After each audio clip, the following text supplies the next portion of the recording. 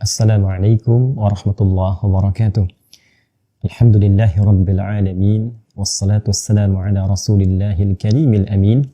Nabiyyina wa sayyidina Muhammadin wa ala alihi wa sahbihi wa dhurriyyatihi wa ummatihi ila yaumiddin wa ba'd.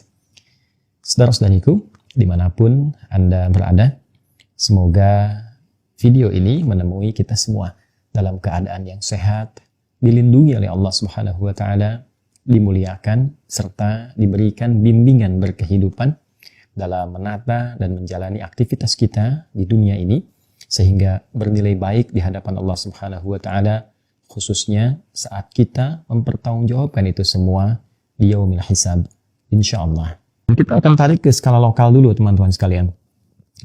Beberapa perbincangan-perbincangan yang ada saat ini senantiasa ada juga arah yang menyoal tentang mengapa memberikan perhatian yang begitu luas ya pada aspek-aspek yang jaraknya terlampau jauh dari Indonesia. Kita tarik ke skala lokal dulu di Indonesia. Kita orang Indonesia, banyak juga berbagai macam persoalan yang membutuhkan perhatian di Indonesia ini, tapi energi kita kenapa terlampau jauh sampai memperhatikan hal yang terjadi di luar wilayah Indonesia, tepatnya di Palestina.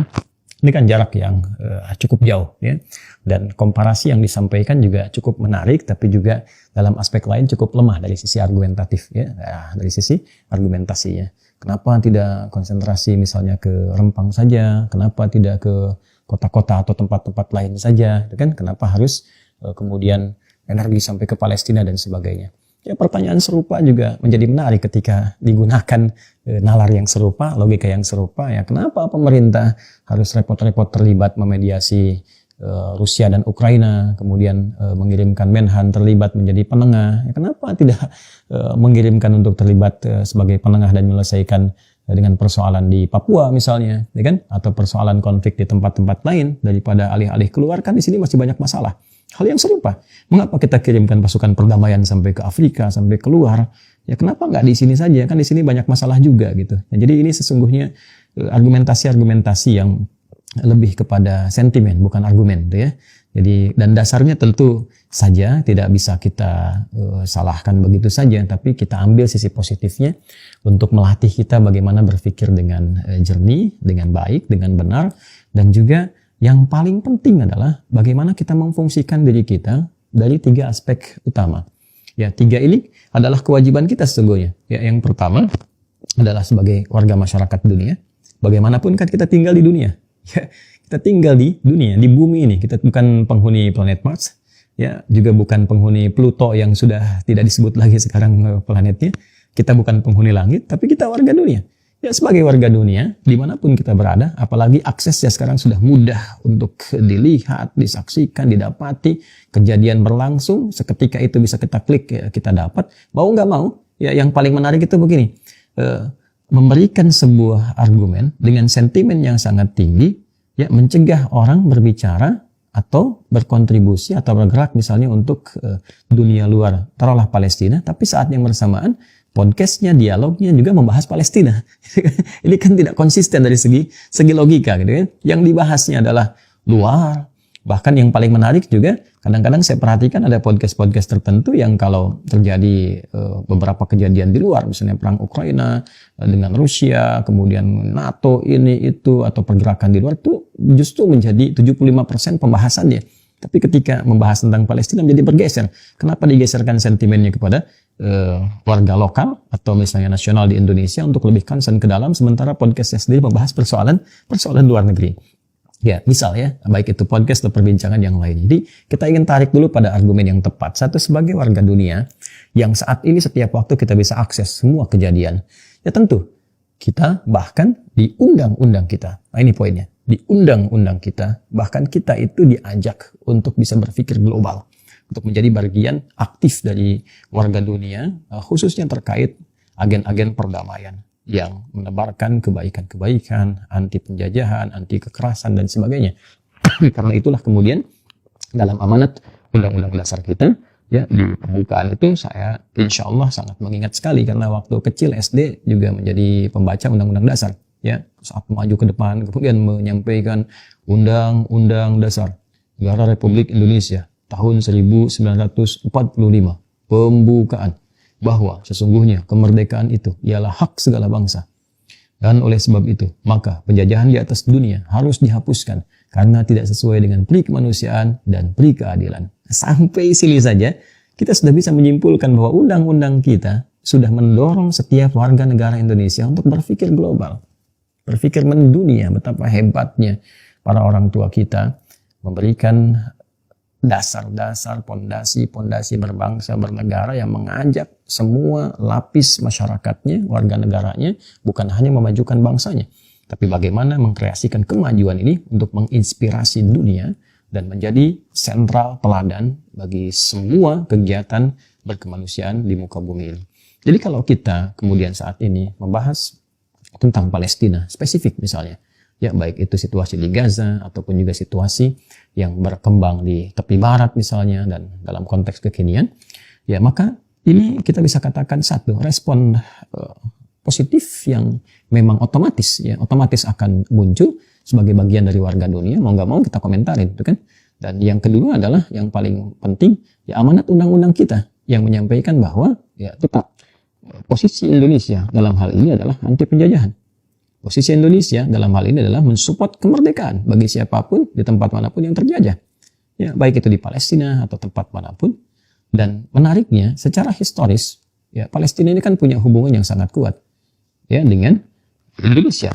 Saya katakan Indonesia setelah kita memproklamirkan kemerdekaan, saya katakan di antara yang pertama kali mengakui bahkan menyebarluaskan pengakuan ini, bahkan dilakukan di satu radio di Jerman itu, Syekh Muhammad Amin Al-Husaini, seperti sering saya katakan namanya, itu kan adalah mufti Yerusalem di Palestina.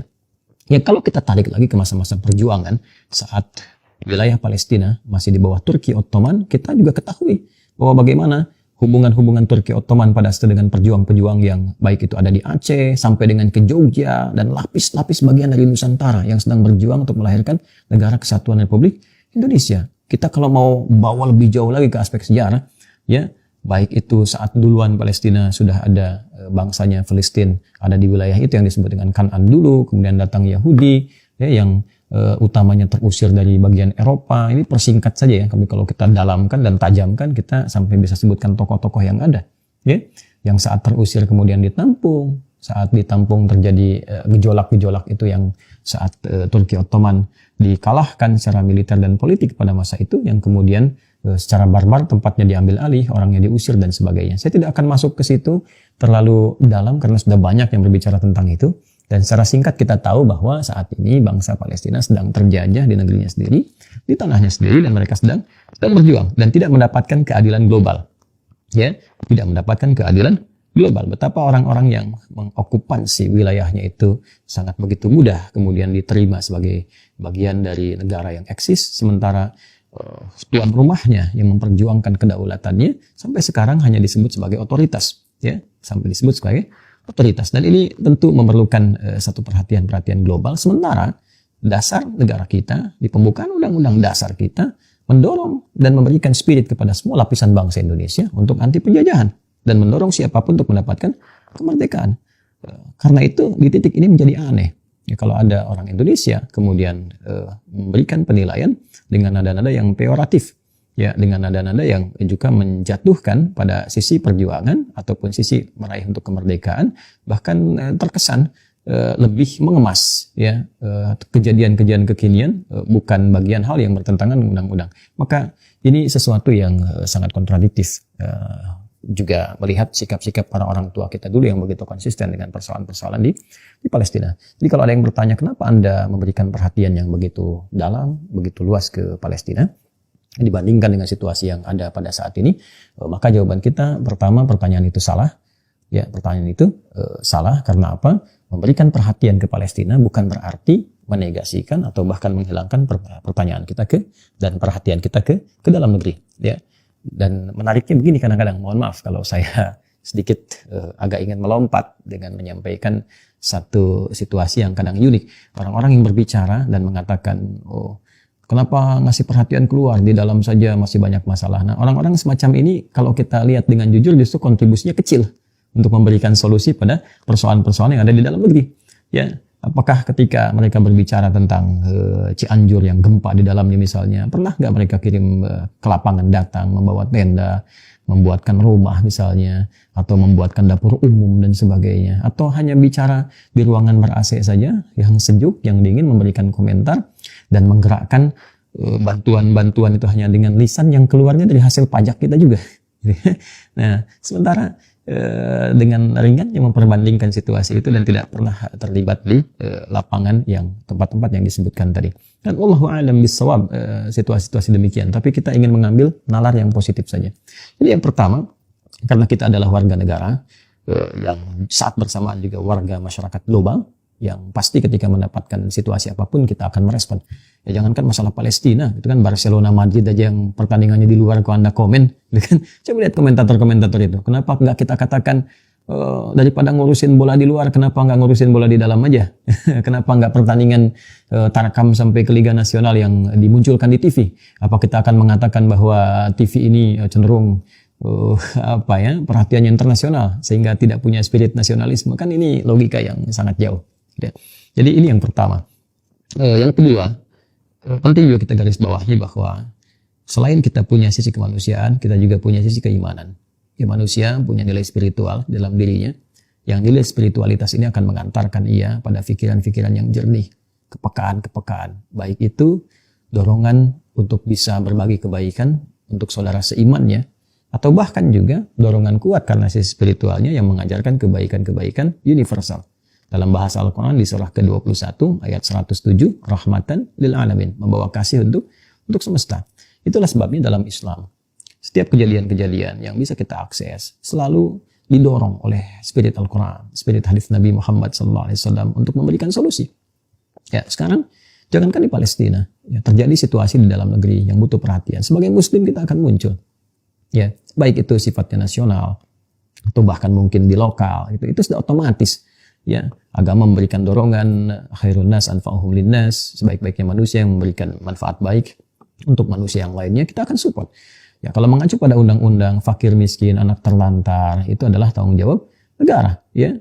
Dan kemudian sebesar-besarnya, sebaik-baiknya dipelihara, bahkan kemudian diberikan jalan-jalan kemakmuran, kebaikan yang menjadi tanggung jawab negara yang dilaksanakan oleh eksekutif, dalam hal ini pemerintah. Maka kita sebagai masyarakat membantu tugas itu. Tugas pokoknya tugas pemerintah. Kita bayar pajak, ya, kita kemudian menaati administratif, uangnya dikelola, dikembalikan kepada yang berhak untuk menerimanya, termasuk fakir, miskin, dan musibah-musibah yang terjadi. Di luar hal yang tidak bisa dikontrol oleh pemerintah atau juga tidak bisa disupport dengan maksimal, kita sama-sama untuk saling gotong royong dan sebagainya. Tapi bukan berarti keadaan itu menghilangkan perhatian kita, ya, sebagai warga dunia untuk berkontribusi aktif, ya, dalam konteks dan keadaan yang terjadi di dunia secara global. Jadi kalau kita bandingkan, maka tidak apple to apple. Ya, bahkan nanti akan ada jawaban yang bisa kontroversial. Ya, ketika ditanyakan, kenapa Anda lebih peduli ke Palestina dibandingkan dengan di Indonesia begini? Nanti ditanya balik, negara kemana? Pemerintah kemana? Kan tugas pokoknya tugas pokok negara, tugas pokok pemerintah. Kita membantu di situ sebagai hadir bagian dari warga negara, gitu kan?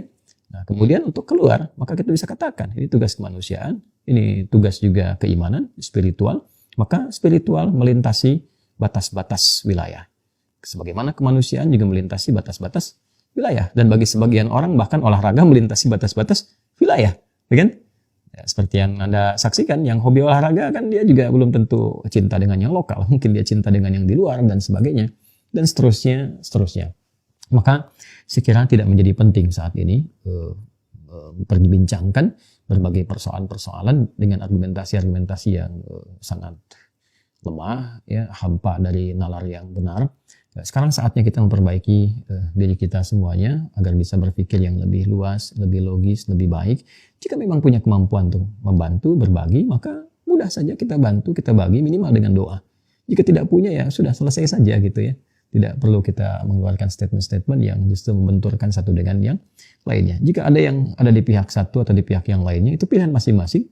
Dan pilihan ini membawa konsekuensi masing-masing, baik itu di dunia ataupun juga di alam akhirat. Ya. Bagi yang ingin mensupport perjuangan masyarakat Palestina, ya tentu di sisi lain bagi yang kontra tentu akan ada mungkin ya taruhlah pandangan-pandangan berbeda sampai ke titik misalnya kesal atau mungkin mencaci atau memaki, ya itu hak mereka. Begitu sebaliknya, jikapun ada di posisi orang yang membela lawan dari Palestina misalnya, pro ya ke sisi yang lain, maka juga menjadi konsekuensi ketika sisi yang pro kepada Palestina misalnya menyayangkan atau menyampaikan argumentasi berbeda, gitu kan, maka itu adalah hal yang bisa saja terjadi, lumrah terjadi dalam pilihan-pilihan. Tapi bagaimanapun semua pilihan itu tentu akan dipertanggungjawabkan di hadapan Allah Subhanahu wa Ta'ala. Sebagai umat yang beriman dan keimanan ini dijaga dalam dasar bernegara kita, ketuhanan yang Maha Esa. Kemudian juga dilandasi dengan undang-undang yang jelas di pasal 29 ayat kedua, negara menjamin kemerdekaan tiap-tiap penduduk untuk memeluk agamanya masing-masing dan beribadah menurut agama dan kepercayaannya. Itu. Jadi kalau ada orang mengekspresikan kecintaannya misalnya untuk mendukung kemerdekaan Palestina dengan argumentasi ini adalah amanat dari undang-undang, kemudian juga ekspresi dari keimanan, ekspresi dari sisi kemanusiaan, adalah hal yang wajar. Ya, kalau ada alasan silahkan berargumen, tapi juga jauhi sentimen. Begitu sebaliknya pada aspek-aspek yang lainnya. Saya kira itu yang sedikit banyak kita harus dudukan dengan cara yang elegan, dengan cara yang baik. Jadi bagi kita khususnya umat Islam, teruskan ya doa kita baik untuk saudara-saudari kita di Palestina yang sedang berjuang untuk menggapai kemerdekaan. Dan ingat, di sana bukan hanya orang Islam saja. Bukan hanya orang Islam saja, di sana ada Kristennya, kan? Ada Yahudi yang nggak sepakat juga dengan Zionis, ya, sekalipun pada akhirnya ya banyak yang diam juga gitu kan. Tapi tetap kita mendoakan, ya, dan dalam doa dan perjuangan itu tentu akan ada tantangan-tantangan, ada juga kemudian pandangan berbeda, itu biasa. Jadi santai-santai saja dengan yang demikian, tidak perlu terlalu berlebihan. Ya, dan di sisi lain juga kita tetap bisa konsisten untuk saling berbagi, membantu, memperhatikan semua yang ada di sekitaran kita di wilayah Negara Kesatuan Republik Indonesia sehingga terjadi keseimbangan dalam interaksi kita. Ini adalah hal yang mungkin bisa kita bagi di kesempatan ini. Kemudian kita mesti menekankan dengan kuat bahwa situasi di Palestina, kemudian juga secara umum di dunia ini, dinamikanya cukup kompleks, kekinian cukup beragam, dan ini yang paling menarik sekali menampakkan kepada kita satu gambaran untuk membentuk karakter kehidupan kita. Jadi kalau sudah ditampakkan seperti ini, kita diperlihatkan, oh ini yang seperti A, ini yang seperti B, ini yang seperti C, ini yang punya sikap begini, ini yang punya sikap seperti ini, yang konsisten begini, yang tidak konsisten begini, yang munafik begini, yang jujur begini. Kita jika melihat semua itu dengan kacamata yang bening, dengan hati yang bersih, kita akan betul-betul semakin yakin dengan kebenaran Al-Quran dan hadis-hadis Nabi Muhammad SAW. Pada hakikatnya, semua ekspresi itu ditampakkan kepada kita untuk menguatkan kebenaran Islam, untuk semakin kita mengesahkan Allah Subhanahu Wa Taala, dan semakin kita serius menyiapkan bekal untuk kembali kepada Allah dalam kebaikan. Singkatnya, teman-teman, bersyukur kepada Allah telah ditempatkan banyak hal dalam kehidupan kita.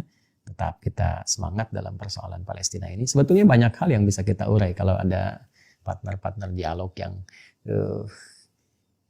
bagaimana membahasakannya, yang bisa kita menggali lebih dalam. Semacam misalnya kita bisa belajar tentang genealogi, psikologinya Bani Israel. Ya, saya menyebut Bani Israel, bukan konteks Israel yang Zionis kekinian, tidak. Tapi ada secara psikologis karakter mereka itu sudah menjadi genealogi mereka gitu ya. Misal sikap penakut itu ada sebetulnya. Ya, yang lebih dekat ke sikap pengecut misalnya, penakut itu ada itu dari dulu sekali, dari sejak umatnya Musa alaihissalam. Jadi sebetulnya kalau terjadi sekarang misalnya head to head berhadapan, itu nggak akan mungkin dari pihak Israel khususnya misalnya saat ini ya, kondisi kekinian, nggak akan mungkin punya keberanian.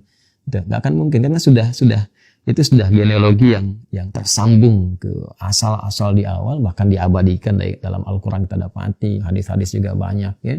Makanya kalau sekarang melihat misal ada mau masuk dari darat dan sebagainya, itu belum tentu punya keberanian ya, belum tentu. Yang paling muncul itu hoax saja, yang berita-berita keluar, itu dari dulu. Kalau rajin baca Quran kita tahu tuh ya, produsen hoax paling hebat di dunia itu ya orang-orang itu ya muncul berita bayi-bayi dipenggal, ternyata nggak dipenggal, ya kan? Muncul berita kita nggak ngebom rumah sakit, ternyata ngebom rumah sakit, macam-macam lah muncul. Dan sekarang mau ada serangan darat, silakan hakul yakin cek siapa orang-orangnya, paling-paling juga tentara bayaran gitu, datang dari sana dari sini, satu dua lah orang-orang demikian, punya keberanian hanya menggunakan pesawat saja dari atas, ngebom-ngebom dan sebagainya. Itu satu sisi ya, satu sisi. Jadi sebetulnya aspek-aspek lain banyak yang bisa dikaji, dan ini mahal pelajaran-pelajaran semacam ini. Tapi lebih utamanya adalah mengembalikan kepada kita untuk berpikir positif. Alhamdulillah kita jaga kedamaian di Indonesia, jaga ketenangan, ya, jaga perdamaian untuk kita semua yang ada di sini, sehingga apa yang terjadi di luar pun jangan sampai juga membawa itu semua pada pertikaian di dalam negeri. Pendapat-pendapat dikeluarkan, dikemukakan asal dengan cara yang santun, argumentasi yang benar, ya kita saling belajar untuk menguatkan dengan yang lainnya. Dan yang terakhir, ini yang paling penting, betapapun dan bagaimanapun situasi di luar Indonesia, ketika kita tanggapi dari dalam, tetap harus menjadikan diri kita secara nasionalisme atau secara nasionalis untuk selalu menguatkan konteks atau bingkai kenegaraan kita. Jadi jangan sampai perbedaan pandangan, situasi di luar menjadikan kita justru lemah, rapuh, dan lupa bahwa kita sedang membangun negara kita lebih kuat, lebih makmur, lebih sejahtera, lebih membahagiakan, dan satu masa kita harus membuktikan kepada dunia bahwa kita sanggup menjadi negara terkuat yang memimpin dunia ini. Saya kira itu yang bisa dibagi, semoga bermanfaat. Maafkan saya. Subhanakallahumma bihamdika, asyhadu an la ilaha illa anta, nastaghfiruka wa natubu ilaik. Wa akhiru da'wana alhamdulillahi rabbil alamin. Terima kasih. Assalamualaikum warahmatullahi wabarakatuh.